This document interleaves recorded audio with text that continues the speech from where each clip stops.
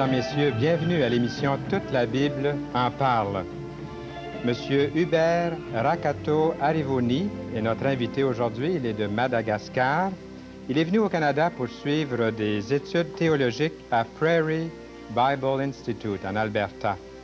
Nous avons profité de sa venue au Québec pour l'inviter à venir partager ce que le Seigneur a fait dans sa vie. Hubert nous dira comment il a fait demi-tour et quelle décision fut nécessaire à sa conversion. À nouveau, à l'émission d'aujourd'hui, vers la fin de l'émission, nous aurons le privilège de revoir Lynn Deslandes et son équipe nous interpréter un chant. Mais auparavant, j'ai quelques annonces à faire. J'aimerais vous parler toujours de cette documentation qui vous est offerte tout à fait gratuitement. Il vous suffit d'en faire la demande. Et je pense, j'entends presque quelqu'un me dire, est-ce que tu peux nous lire un petit peu là, la table des matières, l'index? Eh bien, écoutez bien, c'est assez intéressant comme sujet. Il est question de l'emplacement actuel de la ville céleste, la ville sainte, son emplacement pendant le millénium, sa description générale. Il est aussi question dans ce livre de la demeure qui est de toute beauté, sa beauté vue de l'extérieur, sa beauté vue de l'intérieur. La demeure de la félicité, les effets du péché seront supprimés, l'accomplissement de la destinée de l'homme. Faites la demande de la destinée de l'homme, un livre de plusieurs pages en réalité qui vous est offert gratuitement. Vous pouvez aussi faire la demande d'un évangile. Si vous ne possédez pas une Bible ou un Nouveau Testament, nous sommes très, très heureux de vous offrir l'Évangile. C'est gratuit aussi. Appelez-nous et faites-nous connaître vos questions, vos commentaires, vos remarques. Et en même temps, demandez-nous à quel endroit vous pouvez rencontrer des gens comme nous, qui peut-être dans la rue chez vous, dans le village, dans la ville, il y a un petit groupe qui se réunit régulièrement pour des études bibliques. Et nous serions très heureux de vous rencontrer, de vous serrer la main et apportez votre crayon, un calepin, puis soyez prêts à prendre des notes, à discuter, à poser vos questions aussi. La question que j'aimerais vous demander, avant que nous nous rendions là auprès de Hubert, c'est croyez-vous que chaque être humain doit un jour se convertir au Seigneur Jésus-Christ? Est-ce que vous avez bien saisi la question? Et répondez-nous en nous appelant tout de suite au cours de l'émission. Croyez-vous que chaque être humain doit un jour se convertir au Seigneur Jésus-Christ? Eh bien, rendons-nous maintenant auprès de notre ami Hubert qui va maintenant donner son témoignage et ce que Jésus-Christ a fait dans sa vie. Monsieur Hubert Rakutua Arivoni, bienvenue à l'émission Toute la Bible en parle. Bonjour. On voit que j'ai bien pratiqué ce nom-là. Oui, oui. Qu'est-ce que le nom veut dire encore? Vous nous avez donné un petit peu une explication tout à l'heure avant. Bon, je pourrais dire que Rakut veut dire, c'est comme Smith dans le nom anglais, et le mot Voun veut dire jaune. C'est-à-dire qu'à Madagascar, cela, on pourrait le traduire Monsieur Jaune. Monsieur Jaune. Oui, oui. Eh bien, Monsieur Jaune, en français, bienvenue. Et puis, Hubert, vous êtes né donc à Madagascar. Oui, c'est ça. C'est ça. Et puis, quelle sorte de religion y a-t-il? Est-ce qu'il y a plusieurs religions, Est-ce qu'il y a des musulmans à Madagascar? Est-ce que vous pouvez nous donner un petit peu l'arrière-plan de cette immense île là, qui est complètement à l'est de l'Afrique? Bien sûr. Je pourrais dire que nous avons à peu près 80% de gens qui se déclarent chrétiens, dont 40% sont des catholiques et à peu près 40% des protestants. Oui. Et les autres 20% sont soit qu'ils soient animistes ou musulmans. Et j'aimerais souligner que les musulmans commencent à gagner du terrain à Madagascar. Et puis, au point de vue de race, est-ce que ce sont des races africaines pour la grande majorité ou si vous avez un bon mélange vu que l'Inde est quand même à proximité puis d'autres pays? Ce qui crée la stupéfaction des historiens, c'est que les ancêtres du peuple malgache ne viennent pas d'Afrique, qui est tout près, mais plutôt de la Malaisie, qui se trouve à des milliers de kilomètres de Madagascar. Oui. Alors ça, c'est intéressant. On penserait toujours que c'est l'Afrique à cause de sa proximité, mais c'est tout autre. Non, c'est tout autre. Ah bien, c'est intéressant. Maintenant, Hubert, qui êtes-vous? Parlez-nous un peu de vous avant qu'on entre dans le vif du sujet qui est devant nous. Bon, alors, je suis ce que je suis, mais je suis né à Madagascar, donc, et ça fait à peu près 1 an ou 2 ans que je suis ici au Canada. Pour quelle raison vous êtes venu au Canada de si loin? C'est vrai que le Canada, c'est un pays peut-être vu d'ailleurs qui promet Oui, toutes sortes de choses. c'est vrai. Mais je suis ici spécialement pour poursuivre des études théologiques, puis dans un institut biblique ici au Canada. Oui. Oui. Vous pouvez en parler de cet institut? Ce serait bon de savoir à quel endroit et ce que vous faites. Cette école se trouve en Alberta, Oui. Three Hills, Ah oui. et ça s'appelle Prairie Bible Institute. Bon, bien sûr. Je suis intéressé de savoir ça, puisque c'est connu ici au Québec, dans les milieux évangéliques. Nous avons même une personne chez nous, dans notre église locale, qui fait des études à Prairie en ce moment. Ouais. Et il donne des messages à l'occasion dans notre église locale, une église évangélique. Est-ce que vous avez l'occasion d'apporter des messages aussi depuis que vous êtes à l'école biblique? Est-ce que les églises vous ont demandé de donner des témoignages, des prédications? Jusqu'à présent, non. Parce que je pourrais dire que je n'ai pas encore de contact étroit avec les églises ici à Québec. Ça fait seulement 2 mois que je suis ici. Alors, je n'ai pas encore eu cette occasion. Mais j'aimerais bien. Oui, bien, je vais vous poser une question qui n'est pas du tout devant moi. Puis c'est pour essayer de susciter un peu d'intérêt, là, toujours en vous concernant. Est-ce que vous chantez, vous jouez un instrument? Est-ce qu'il y a des choses comme ça? Quel est votre passe-temps favori, par exemple? Ou, oui. Des choses comme ça qu'on aimerait connaître de vous pendant que vous êtes ici au Québec. Mon passe-temps favori, c'est la lecture. Oui. J'aime beaucoup lire. Et j'aime pratiquer aussi le sport, surtout le soccer et le volleyball. Oui. Et je joue pas de musique. Toute la famille joue, mais sauf moi. Ah bon? Oui, je suis l'exception, quoi.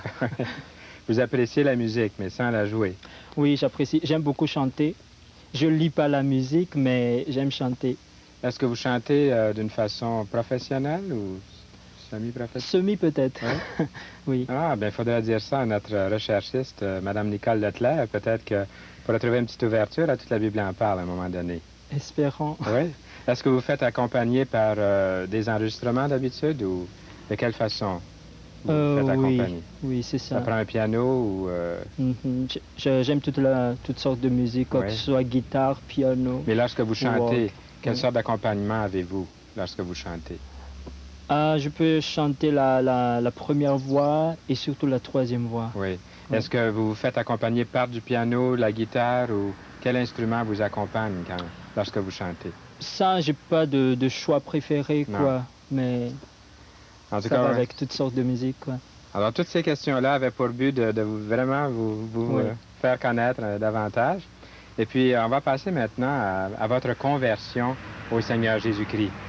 Ce qui va nous intéresser ici, c'est de savoir que ce n'est pas nécessaire d'être né au Québec, dans une province qui a la réputation d'être très, très religieuse, pour être attiré aux choses spirituelles.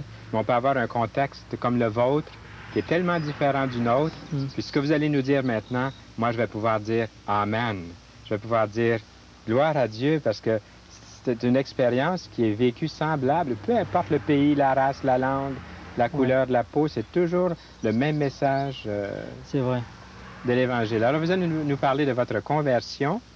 Comment êtes-vous venu au Seigneur Jésus-Christ? Comment c'est arrivé? Oui, ça a été arrivé d'une façon inattendue, quoi.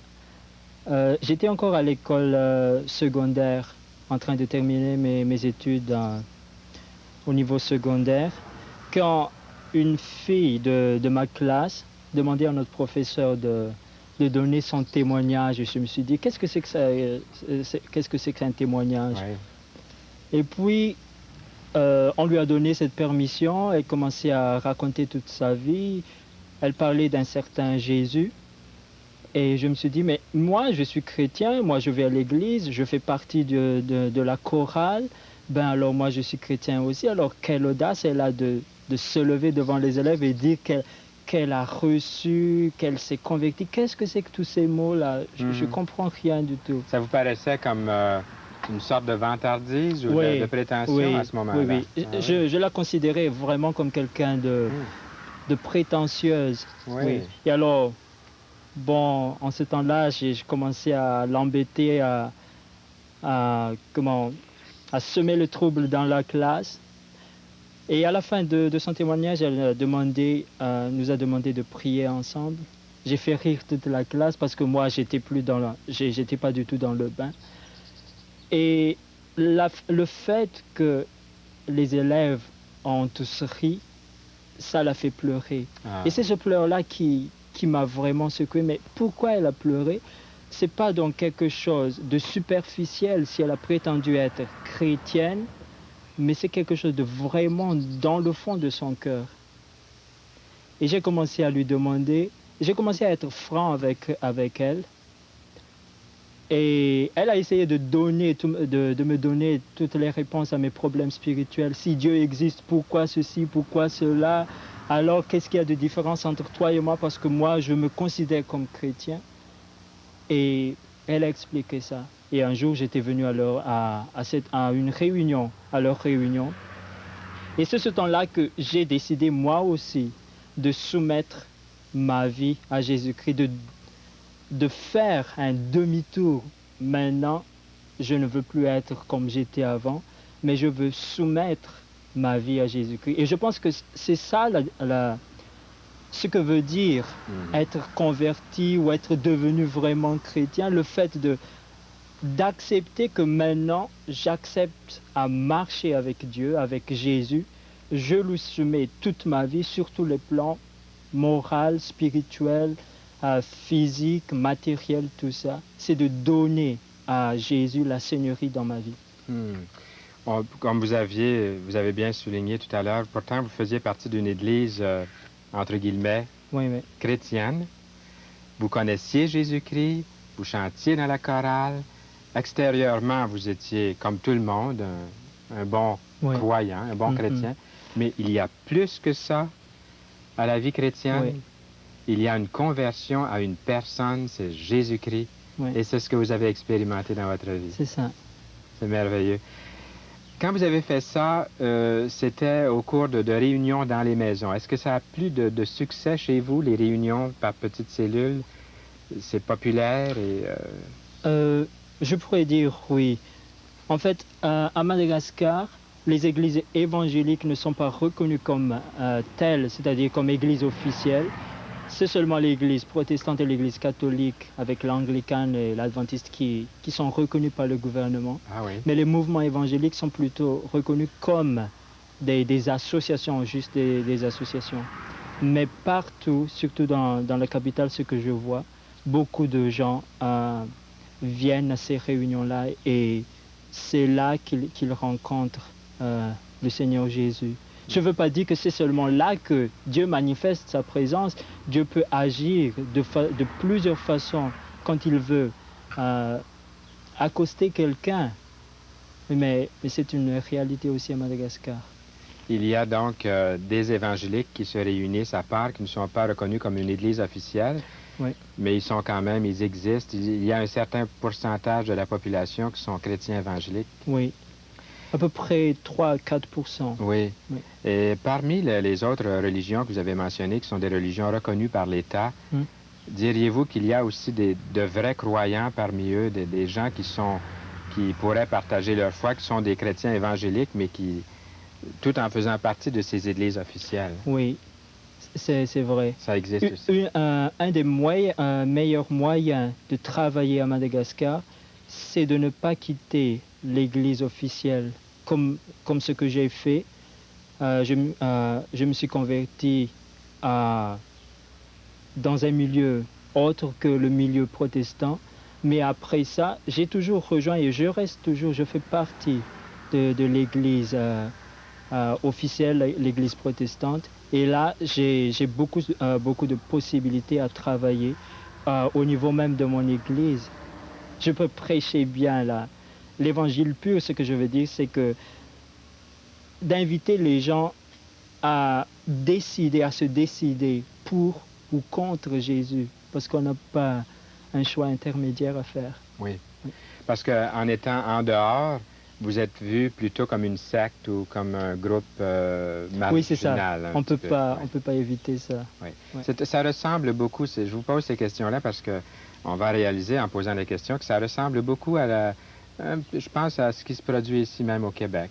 Ah ouais. Les groupes évangéliques sont vus comme un peu marginaux, tous ces groupes évangéliques. Ils sont vus comme des sectes quelquefois. Mhm. Pourtant, les chrétiens évangéliques qui croient en Jésus-Christ peuvent être dans plusieurs autres églises aussi, mais les évangéliques ont aussi des dénominations et puis ils se rencontrent d'une façon peut-être plus marquée que chez vous dans votre pays, ici au Québec. Bon, depuis votre conversion au Seigneur Jésus-Christ, voulez-vous nous parler de certaines transformations, puisque vous aviez quand même une vie, à ce qui m'a paru en vous écoutant, une vie bien morale et tout ça. Quelles ont été les transformations? Est-ce qu'il y en a eu des transformations? Est-ce qu'il y a un changement marqué qui se fait voir chez vous? Je pourrais dire premièrement non, parce que je reste toujours un Hubert qui n'arrive jamais à grossir, je suis toujours comme ça. Oui, on n'a pas changé votre nom. Non, Non. non. Le Seigneur l'a changé. Oui. Un jour, on va Oui, connaître le nom. Mais ça, les autres ne voient pas. Non, c'est ça. Et secondement, je pourrais dire qu'il y a bien des transformations.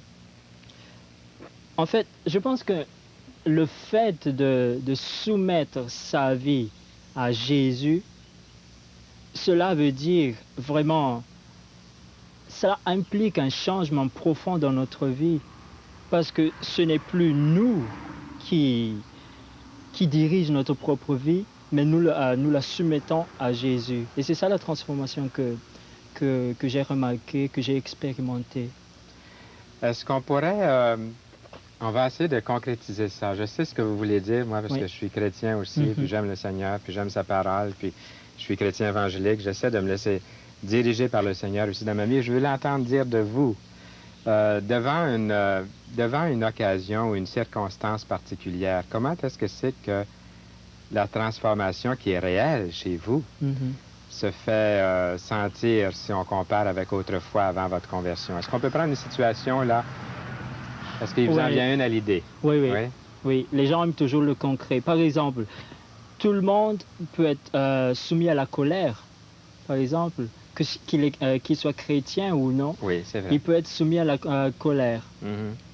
La façon d'aborder la colère dépend de ce que quelqu'un est chrétien ou non. Par exemple, quand il se fâche, le voilà que bon, je vais garder rancune contre toi. Mais moi, par exemple, en tant que chrétien, je peux pas enlever la colère de moi parce que je suis encore en chair et en os. Mais parce que je soumets ma vie à Jésus, c'est que je mets Jésus au courant de ce qui m'arrive. Tiens, Jésus, voilà, je suis en colère contre quelqu'un. Qu'est-ce que dit ta parole? Même si j'ai de la haine contre lui, la parole dit pardonne. Amen. Bon, alors il faut que moi, si je soumets ma vie à Jésus, je lui pardonne. Je peux ne pas vouloir le pardonner, mais si je le veux, je peux, parce que Jésus me le demande. Alors, je viens vers lui et lui demande, j'étais fâché contre toi, mais je te pardonne parce que Jésus me le demande. C'est ça la différence d'aborder les circonstances entre chrétiens et celui qui n'a pas encore expérimenté cette seigneurie de Jésus dans leur vie. C'est très bien souligné, puis je pense qu'on pourrait jusqu'à dire que si ça n'existe pas, cette forme de transformation, est-ce qu'on peut vraiment croire à une vraie conversion? Je pense que non. Je pense que non. Ce sont des fruits que le Seigneur donne. Oui. Oui. Et c'est ça ce que nous devons voir, c'est que la conversion demande d'une part ma décision et après Dieu agit en nous. Merci beaucoup d'avoir partagé ce point-là. Est-ce que vous pouvez partager une expérience personnelle? C'est une des questions que je voulais vous demander ici pendant notre entrevue, est-ce qu'il y a une expérience en particulier que vous aimeriez partager avec nous pendant un instant? Un petit moment, puisqu'on n'a pas tellement de temps encore qui nous reste à notre entretien. Oui, d'accord. Je ne dirais pas que quand vous devenez chrétien, Dieu vous bénit richement matériellement, mais j'ai expérimenté cette expérience-là, quoi. Quand j'ai décidé de venir ici au Canada, j'ai payé mes frais, non de mes propres poches, mais Dieu a pourvu à cela. Oui, amen. Ça, c'est une belle expérience. Puis, en 30 petites secondes, mon cher Hubert, qu'est-ce que vous entrevoyez pour l'avenir, pour le futur? J'aimerais retourner à Madagascar. Oui. Peut-être vous êtes déçus si je ne reste pas ici au Québec, mais Madagascar m'attend et oui. J'aimerais travailler avec la Ligue pour la lecture de la Bible. Ah oui. J'ai travaillé déjà avec à Madagascar dans le ministère parmi les enfants et j'aimerais continuer sur ce chemin. Mais si le Seigneur veut que je reste quelque part, je veux. Eh bien, Monsieur Hubert Rakutua Rivuni, merci beaucoup d'avoir été des nôtres. Merci. À bientôt. Nous sommes de retour en studio. Il nous fait plaisir de vous retrouver là aussi. Puis, ça fait déjà un bon petit bout de temps que nous ne vous avons pas parlé de la documentation. Et j'étais en train de regarder des titres à nouveau, puis des choses intéressantes dans La destinée de l'âme. Vous pouvez nous demander tout de suite, là où vous êtes, vous pouvez composer le numéro et dire j'aimerais ça lire La destinée de l'âme. Est-ce que ça m'engage en quelque chose? Non, pas du tout. Est-ce que ça coûte quelque chose? Non, c'est gratuit. Alors, vous pouvez nous appeler et faire la demande aussi d'un évangile. Si vous ne possédez pas déjà un évangile, il nous ferait plaisir de vous donner un évangile. Et j'étais en train de lire des choses pas mal intéressantes ici. Par exemple, qu'est-ce qui arrive lorsque quelqu'un meurt? Eh bien, vous avez tout un chapitre sur les étapes à la suite de la mort, un sujet qui a été très, très populaire dans les dernières années. Eh bien, laissez-vous toucher par les paroles du chant de l'hymne des Landes. Dieu connaît toutes vos pensées, même les plus secrètes. Dieu les connaît. Et Jésus seul peut remplir votre cœur. Laissez l'hymne vous convaincre de cette vérité.